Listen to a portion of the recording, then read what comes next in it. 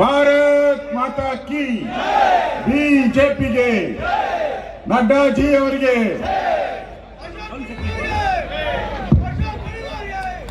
அனைவரும் அவரவர்களுடைய சீட்டுக்கு செல்லுமாறு கேட்டுக்கொள்கிறேன். வணக்கம்.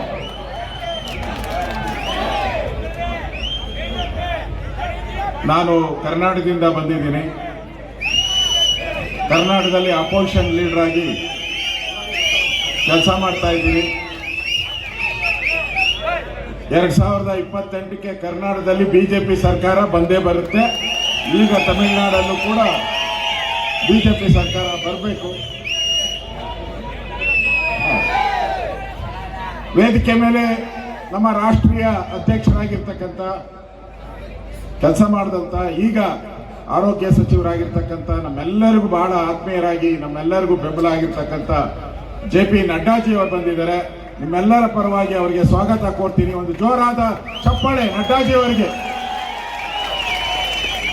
ಅದೇ ರೀತಿ ನಮ್ಮ ಇನ್ಚಾರ್ಜ್ ರಾಮಲಿಂಗಮ್ಮ ಬಂದಿದ್ದಾರೆ, ನರಸಿಂಹನ್ ಅವರಿದ್ದಾರೆ, ನಾರಾಯಣ್ ಅವರು, ನಮ್ಮ ನೆಚ್ಚಿನ ಅಭ್ಯರ್ಥಿ ಡಾಕ್ಟರ್ ನಾಗೇಶ್ ಅವರು. ಬಂಧುಗಳೇ, ನಾನು ಹೆಚ್ಚು ಸಮಯ ತೆಗೆದುಕೊಳ್ಳಲ್ಲ. ಕಳೆದ ಬಾರಿನೂ ಕೂಡ ನಾನು ಚುನಾವಣೆಗೆ ಬಂದಿದ್ದೆ. ಇಲ್ಲಿ ಕಳೆದ ಬಾರಿ 63,000 ವೋಟ್ ಬಂದಿತ್ತು.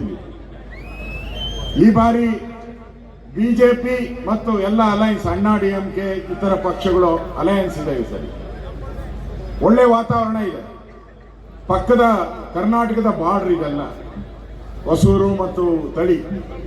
ನಮಗೆ ಬಹಳ ರಿಲೇಷನ್ ಇರ್ತಕ್ಕಂಥದ್ದು ತಳಿ. ನಮ್ಮ ಒಕ್ಕಲಿಗ ಗೌಡ ಜನಾಂಗದವರು ಬಹಳ ಜನ ಇದ್ದಾರೆ. ನಮ್ಮ ರಿಲೇಷನ್ಸ್ ಎಲ್ಲರೂ ಕೂಡ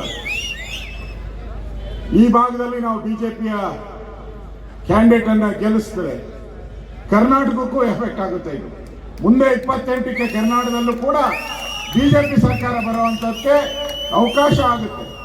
ಅದರಿಂದ ಇವತ್ತು DMK ಏನು ಕಮ್ಯುನಿಸ್ಟ್ ಈಗಾಗಲೇ ಅವರು ಖಾಲಿ ಮಾಡಬೇಕು, ಜಾಗ ಖಾಲಿ ಮಾಡಬೇಕು. ಅವರೆಲ್ಲರೂ ಕೂಡ ಸ್ಥಳೀಯಲ್ಲಿ ಇದುವರೆಗೂ ಏನು ಕೆಲಸ ಆಗಿಲ್ಲ. ರೋಡ್ ಇಲ್ಲ, ಆಸ್ಪತ್ರೆ ಇಲ್ಲ, ಡೆವಲಪ್ಮೆಂಟ್ ಇಲ್ಲ. ಮೊನ್ನೆ ಹಾವು ಕಚ್ಚಿದ್ರು ಕೂಡ ಕರ್ಕೊಂಡೋಗಕ್ಕೆ ಆಗ್ಲೇ ಇಲ್ಲ ರೋಡಲ್ಲಿ. ಆ ಪರಿಸ್ಥಿತಿ ಇವತ್ತು ಇದೆ. ಕ್ಯಾಂಡಿಡೇಟ್ ಅಂತೂ ಬರ್ತಾ ಇಲ್ಲ. ಬೇರೆ ಬೇರೆ ಕೇಸ್ಗಳಲ್ಲಿ ಸಿಕ್ಕಾಕೊಂಡು ಎಲ್ಲೂ ಕಾಣಿಸ್ತಾ ಇಲ್ಲ ಕ್ಯಾಂಡಿಡೇಟ್. 5 ವರ್ಷದಿಂದ ಕಮ್ಯುನಿಸ್ಟ್ ಕ್ಯಾಂಡಿಡೇಟು ನಾಪತ್ತೆ ಕಮ್ಯುನಿಸ್ಟ್ ಕ್ಯಾಂಡಿಡೇಟು. ಈಗ ನಮ್ಮ ಬಿಜೆಪಿ ಅಭ್ಯರ್ಥಿ ನಾಗೇಶು ಡಾಕ್ಟರ್ ಅವರು ಪ್ರೆಸೆಂಟ್ ಇದ್ದಾರೆ. ಈ ಬಾರಿ ಅವರಿಗೆ ಸಿಂಪತಿ ಇದೆ. ನಿಮ್ಮೆಲ್ಲರ ಆಶೀರ್ವಾದ ಡಾಕ್ಟರ್ ನಾಗೇಶ್ ಅವರಿಗೆ ನೀಡಬೇಕು. ಅದಕ್ಕೋಸ್ಕರ JP ನಡ್ಡಾ ಅವರು ಡೆಲ್ಲಿಯಿಂದ ಬಂದಿದ್ದಾರೆ. ನೀವೆಲ್ಲರೂ ಕೂಡ ಬೆಂಬಲ ಮಾಡಿ. ಈ ಬಾರಿ ಬಿಜೆಪಿ, ಈ ಬಾರಿ ದಿಸ್ ಟೈಮ್. ಧನ್ಯವಾದ.